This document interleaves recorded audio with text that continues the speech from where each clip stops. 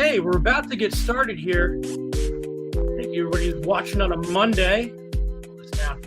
So, hello, my name is George Wacker. We're here for another episode of the Lehigh Valley with Love podcast. And tonight we're going to talk about Come Together, No Place for Hate. It's taking place at the Charles Brown Ice House in Bethlehem. If you haven't been there, it's fantastic. On April 29th, starting at 8 p.m. The last 2 years of this event have been virtual.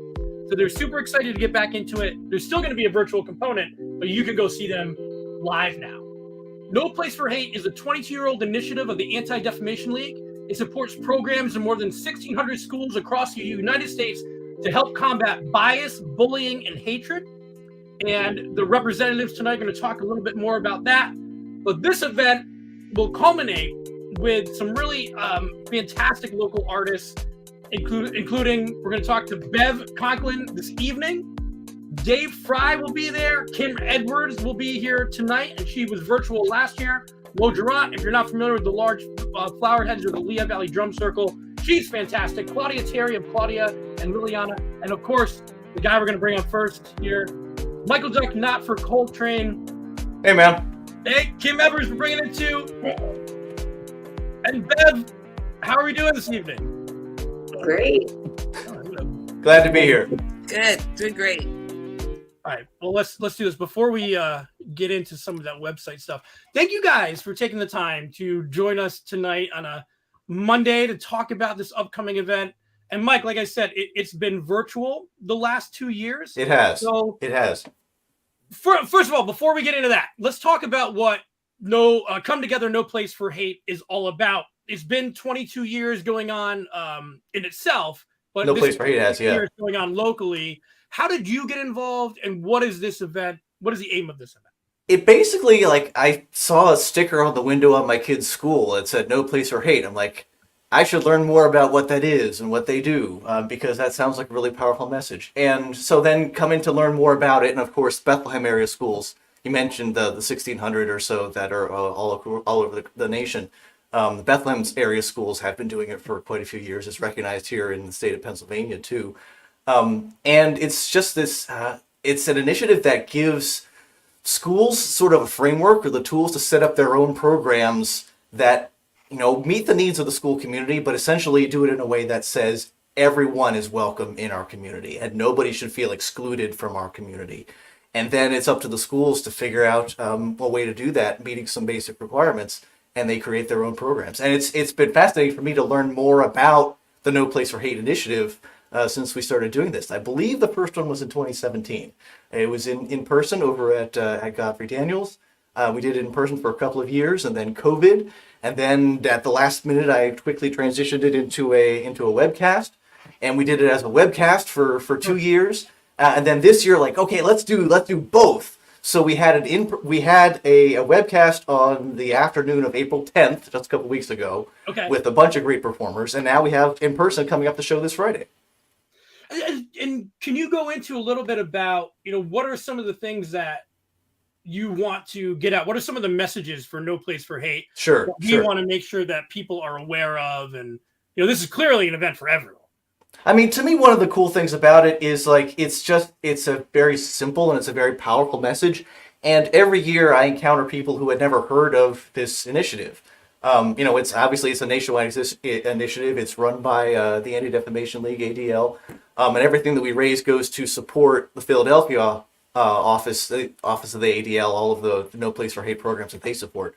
But yeah, and so it's really, the No Place for Hate initiative is really geared towards schools and, those sorts of institutions that work with young kids. And obviously this is a message that I want my kids to hear and I want all young people to hear. Then this event lets us take it out into the community. So it's, beyond the school walls. How do we show that our whole community is No Place for Hate? How do we show that everybody is welcome in our whole community, wherever we live, whether it's here in Lehigh Valley or beyond? Sure, and I want to open it up to Bev or Kim. Thank you guys so much. We're going to talk a little bit more about your contributions to the Lehigh Valley music scene and beyond. But how does it feel to be involved in an event? Not only we're live again, but something that has a really positive message. Yeah, I mean, I'm really excited.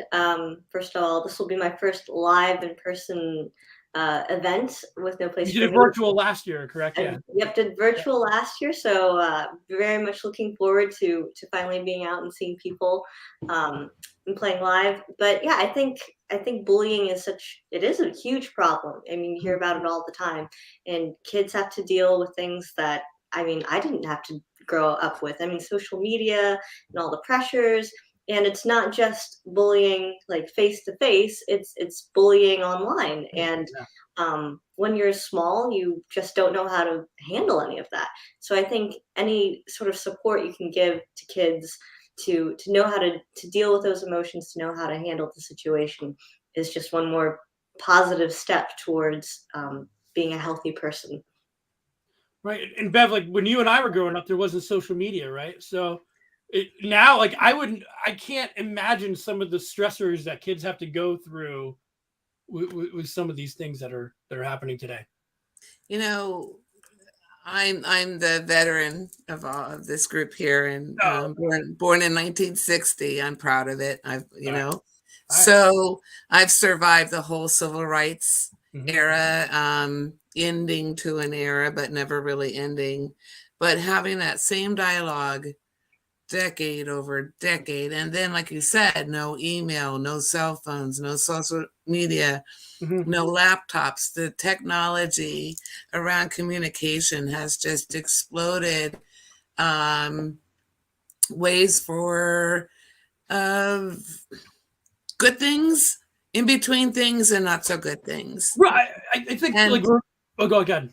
Sorry. And when you're young, you know, we were raised in neighborhoods where we could run into each other's houses, and everybody's parents are like, the kids are outside or whatever. You can't even let your kids walk to school these days. My gosh, every time a school bus is ready to pick up or drop off, it's like everybody and their mother, all their cars are there, their parents are there to pick up their kids.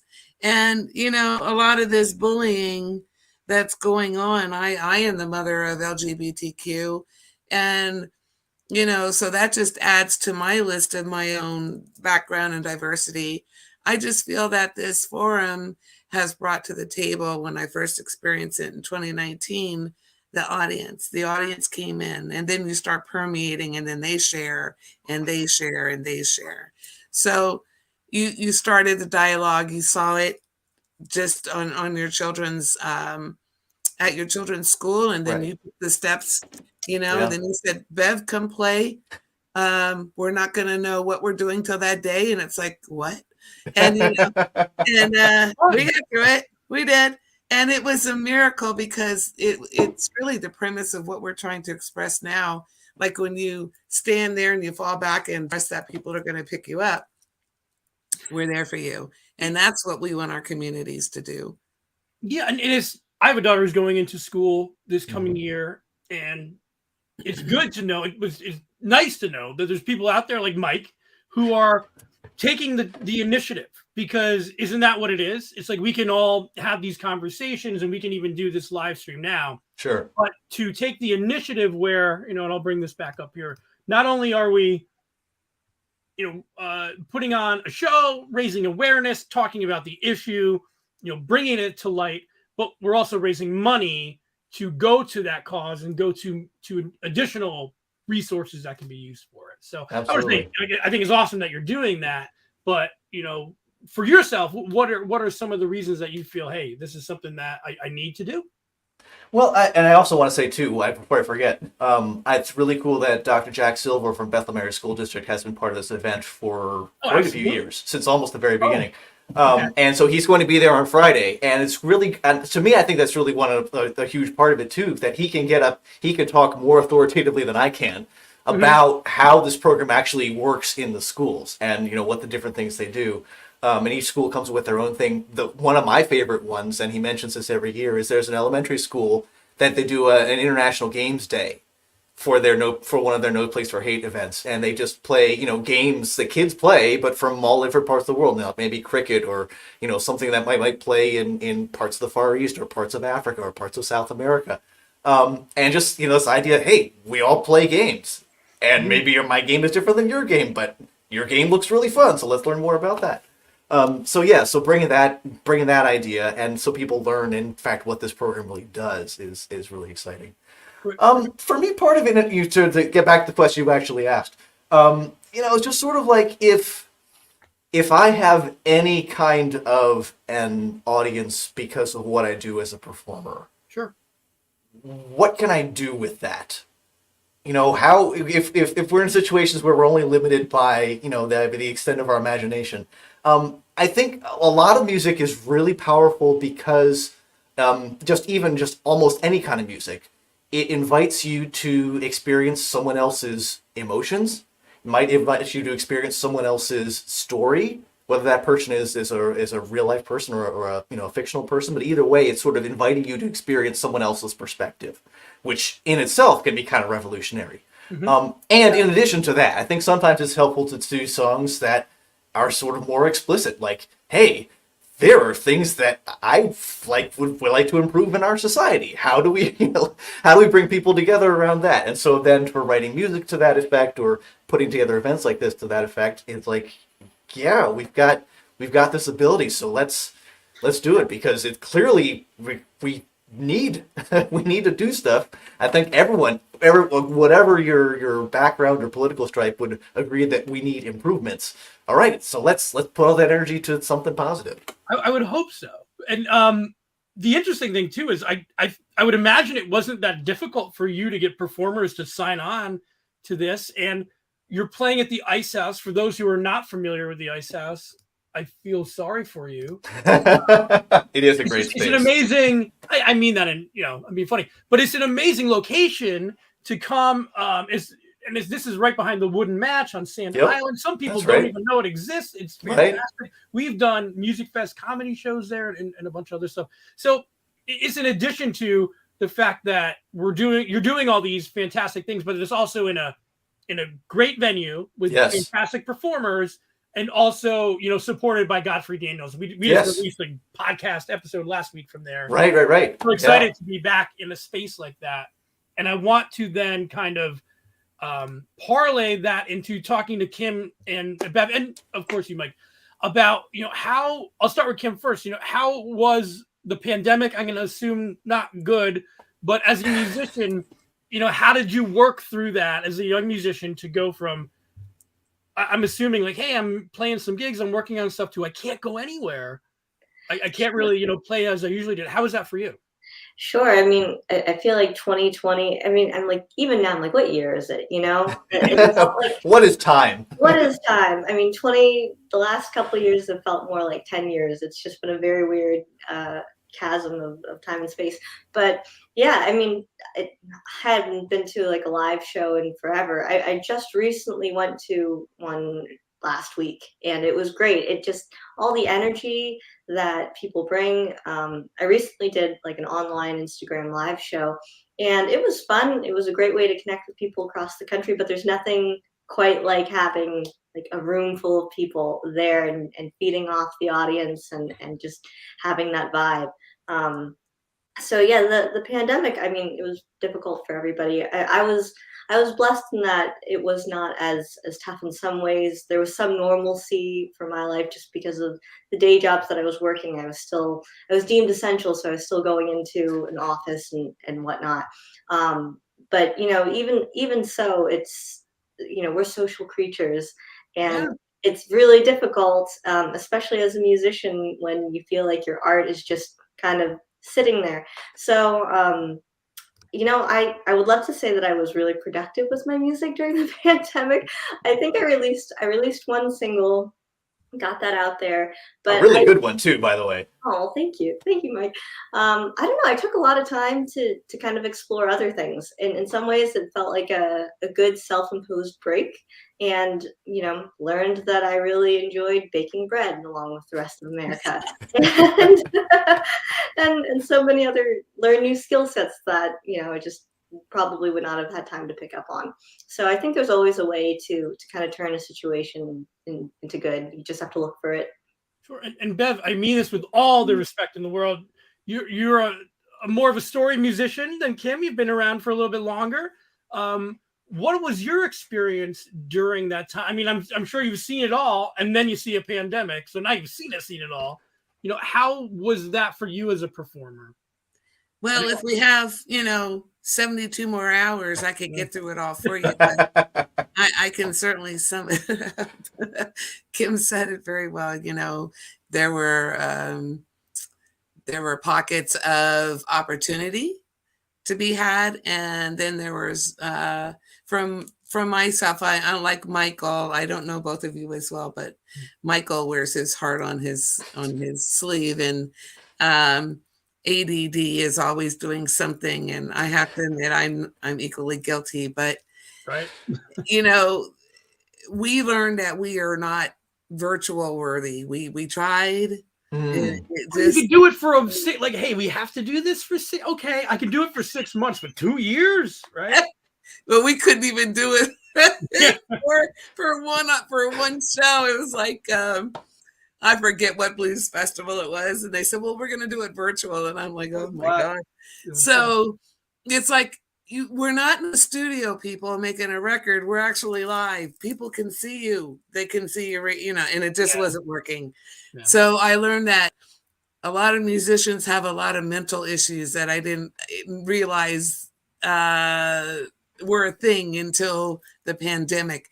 And that's what scared me the most, was a lot of musicians, this is globally, celebrities, actors, they need that personal interaction with people, like Kim was saying. And to hear and see them express that on talk show after talk show, virtual opportunities. You would watch shows like, I love this Kelly Clarkson show that's on now. Mm-hmm. She's a real extremely talented musician herself, but she, again, has her heart in his ADD. So she covers a lot of things, but she did her show in her pajama tops, in her, no makeup.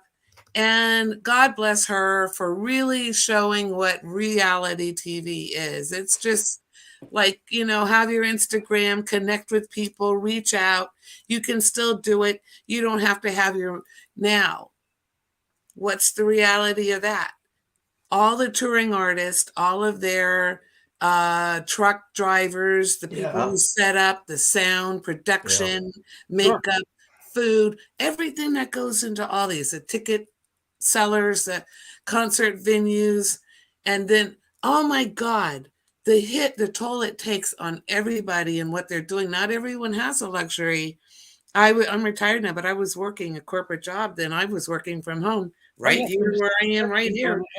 So for me, I could take my laptop and go wherever I needed to go. I can't do that if I'm supposed to be on tour with somebody and the whole tour just got canceled. So I would say I have musicians in the band that toured with some of these people. And Wayne Smith, for example, worked with Dave Fry on the school, what's it called? Rock Roots. Rock Roots for the schools, thank you. And that slowed down for them. They rely solely, I had a daytime job, but they relied solely on that for their income. Yeah. And I felt pressure personally, like, well, what can I do to give them an outlet? So we spent time working on a brand new CD and released it February 21st at Godfrey Daniels 2020. Released a brand new CD, and then boom. So I felt that pain financially. Thousands of dollars went into making that, and then had nowhere to go with it. So, you still wake up the next day, and you still, you're not the only one who this happened to. This happened to everybody. So everyone, has to just realize it's not just about you. It's about everybody. Everybody's in it. And I think there's no place for hate. Offers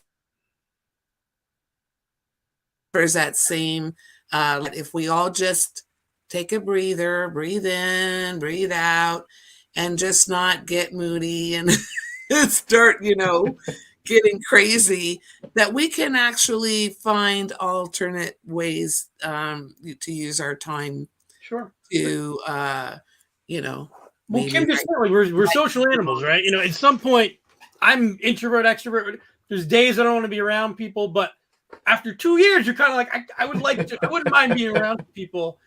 So how do you then, this is for everybody, how do you feel about coming back out? I'm sure this is the first gig, hopefully, of many that you're planning to do this summer. And we'll get to your individual shout outs before we have Not for Coltrane play.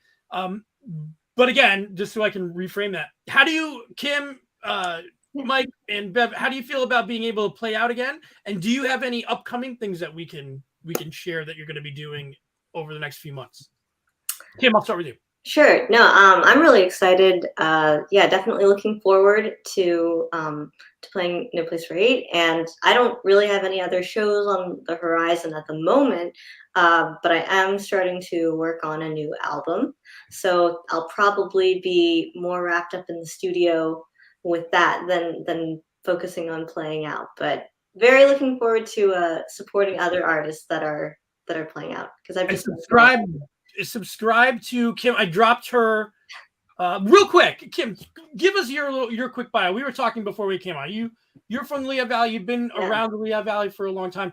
Can you give us your quick little bio to introduce people who are maybe not familiar with you? Sure, yeah. I grew up in the Lehigh Valley, moved out west into Texas and California for a little bit in college, and made my way back here. And yeah, just doing the singer-songwriter thing. I'm a pianist at my core. I play a little bit of ukulele and a little bit of guitar. So I get compared to Ingrid Michaelson, like old school Ingrid Michaelson, a lot. So that was my jam back in the day, and I love a good song on a piano and a string quartet. What can I say? All right, and Bev, the same kind of question for you. And you had talked about that, how you weren't able to play. You put out a CD and then you're stuck. How do you feel? I'm feeling you get the energy off of crowds, right? Oh my gosh, yes. And I'm retired now, so the world is my arena. That's the way I feel. And one of the things we did was form a second band. We have an Americana roots band, the BC Combo, that released that CD. And we work in more of a more like duo trio format right now, because we're looking for a bass player that can read music on the spot and play songs that we read and write. A bass player who can read music on the spot. Like if I wrote a song last night and we want to go into rehearsal and work on it, that you can actually read it, So I can't tell you how many bass players said, "Oh yeah, I read music." And then we get to the rehearsal and I'm really like, wait, that's not music, that's tab. Right. I'm like, oh God, it's gonna take us 10 years to get this song done.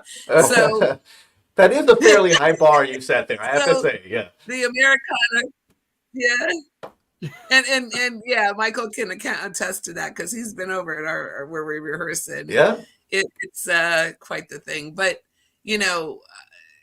this blues band that we just formed, we took a bunch of veterans that go back to like Muddy Waters days. That's how long some of us have been doing this. We actually touched and breathed and worked with these people. And, we're now a band in the Lehigh Valley, and we're going to go out. We're going to represent all these artists that existed at one time and why you're playing the blues, remind people where it came from, and also introduce stuff that we write. So yeah, we do have both bands. I had to look it up on my schedule here. We have the BC Combo at a winery in Breiningsville on May 14th. So that's the Americana Roots Band with Wayne Smith. Mitch Shelley's on that gig, Joe Mack and myself. And then we have it's a great lineup. Winery seems to be the place to go now for, it used to be, well, at least for me anyway. Like 10 years ago, you go to like a dive bar, right? And now it's like, no, we want to get outside on a Sunday or Saturday. Yeah. That's where I want to listen to music. Yeah. Wine does it, man. After 1 hour, everybody's on the same page. It's great. Done, a couple hours you're into it. So it's great. And then No, I say go ahead. You said amazing. Well, BC Blue, the blues band, is then going to be at Mayfair. and the Sculpture Garden and Music Fest. Oh, and nice. the Reading Blues Fest and Fest. All the big events are coming back, and it feels like Christmas, and I mean that in the way like it feels like you're coming home, and I get to unwrap all these presents that we've been kind of talking about and saying, remember when we did it? And it's such a shame that we couldn't do it. And this is one of them. And to kick that off, we're gonna have Mike. You're gonna play us one song just because you can and just because you're here. Sure. And I'm gonna next time we have Kim and Bev on, I'm gonna hold them to it. They're gonna have to do something. I just wanted to give Michael kudos, accolades of congratulations on his Grammy Award-winning nominated song. So we were nominated for a Lehigh Valley Emmy Award for the Lehigh Valley Song Project, the Lehigh Valley Be Free, which in fact both Kim and Bev were part of. The song that came out in the other summer. Yeah. All right. Well, on that cool. note, I'm gonna pull everyone else out. I'm gonna let you go solo here for a little bit, and I will bring us all back in when we're done. So it is all on you, Mike. All right. Let's see how this goes.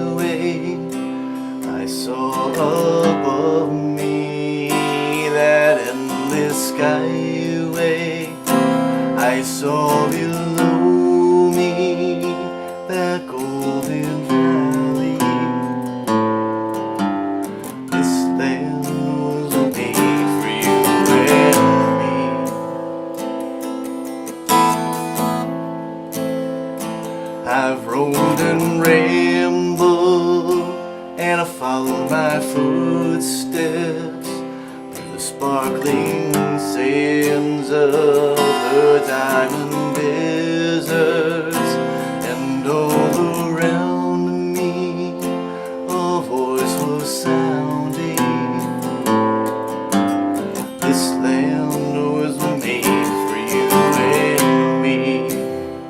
This land is your land, this land is my land. From California to the New York Island, from the redwood forest to the Gulf Stream water. This land was made for you and me.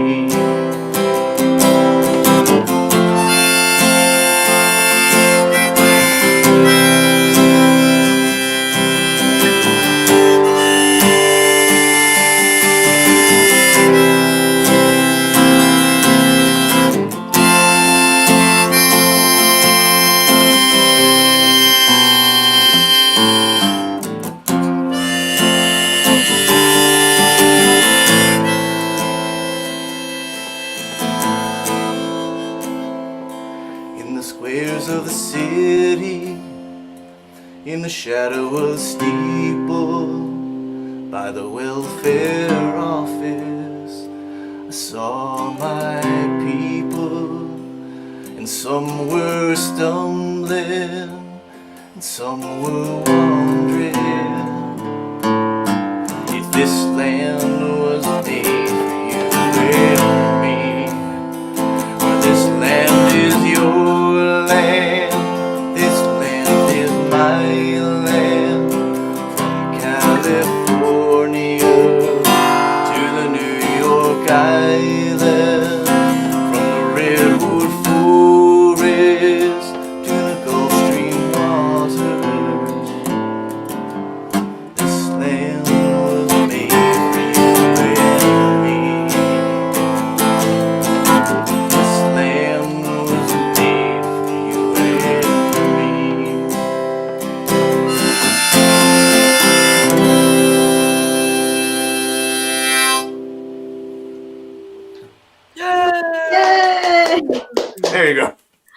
pop back in with a lighter, but I didn't know.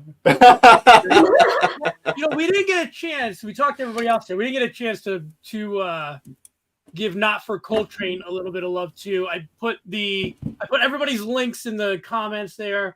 But Mike, do you have any other gigs? This is clearly the gig that we want to push, but do you have any? No, yeah, I appreciate that. No, and interestingly, I had gotten really into webcasting stuff before the pandemic. So then when it hit, I'm like, well, I guess this is what I'm doing now. So I do have a webcast. It's on hiatus at the moment, but I do it on Tuesdays at 12:30 in the afternoon. We play the Not for Coltrane Stump the Band game, where I have to play songs that are requested regardless of whether I know the song. So that's going to be starting up again soon. And in addition to that, though, also in person, I'm just next month, I think it's the 14th. The 14th of May, I'm going to be over at Franklin Hill Winery. I believe it's their location up north in the Stroudsburg area, but definitely follow Not for Coltrane to Facebook.com/NotForColtrane, Instagram.com/NotForColtrane, YouTube.com/NotForColtrane, various other websites.com/NotForColtrane. You'll see all the information about stuff I have coming up. I'm telling you, it's the wineries, man. Yeah, I know. It's great. Kim, start booking winery gigs. You say you I know. Really, that's where it's at. You want to be at. So, hey, thank you, Mike, so much for playing that. We really appreciate it. Kim, Bev, thank you so much for taking your time this evening on a Monday to talk with us. This is really, again, the reason that we are here this evening is to talk about Come Together, No Place for Hate 2022, taking place on April 29th. This Friday. At the Ice House. Mike, can people just go there? Can they just go there? Yes. Okay. Yes. If you get tickets in advance, it's $5 cheaper. So if you can, it's the links. The tickets are at godfordaniels.org, but I'm sure George is posting links in the chat. You can get tickets now. They're $20 if you get them in advance. And also, a lot of people have been really interested in the event, but have other things going on this Friday. That's okay. If you go to GoFundMe.com/ComeTogether2022 and give at least $10, you'll be able to watch a video of our performance from this Friday. So if you want to support it, but you can't be there in person this Friday, we can still make it happen. But we would love to have people come out in person. Like you said, having that energy with the crowd is really, really cool. So hope to see people on Friday at the Ice House. Yeah, and one last thing. Again, I just think it's fantastic. I'm a big local guy, and I think it's fantastic that you're doing this stuff hyper locally, involving the local community, and saying this is what we're going to do. Not waiting for someone to do it. That is absolutely about this, and it's fantastic. And the Ice House is probably one of the coolest venues we have. It's a really cool space. Yes. All right. So. Again, thank you to everybody. If you're watching this video after the live, check the notes and check the comments for all the links. Mike, Kim, Bev, thank you so much for joining us tonight. Thank you, George. Thanks so much, George. Sit tight with me. I'm going to end the broadcast, but and again, everybody who's watching, thank you guys so much too. We appreciate it, and we'll talk soon.